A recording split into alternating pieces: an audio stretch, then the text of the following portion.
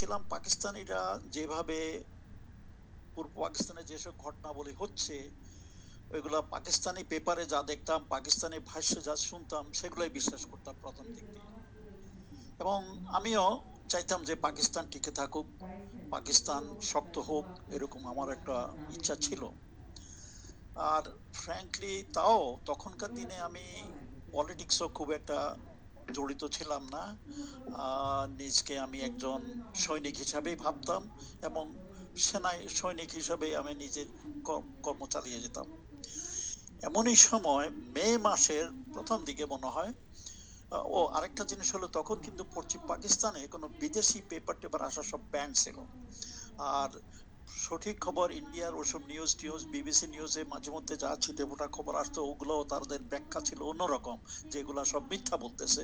আমিও বললাম তো, যেহেতু একটু পাকিস্তান পন্থী ছিলাম, আমি ওগুলো মোটামুটি বিশ্বাস করতাম। তখনই মে মাসের একদিন বিদেশ থেকে পাঠানো, আহ, গোপনে পাঠানো কিছু পেপার ক্লিপিং আমি পেলাম। সেই পেপার ক্লিপিং ছিল মানে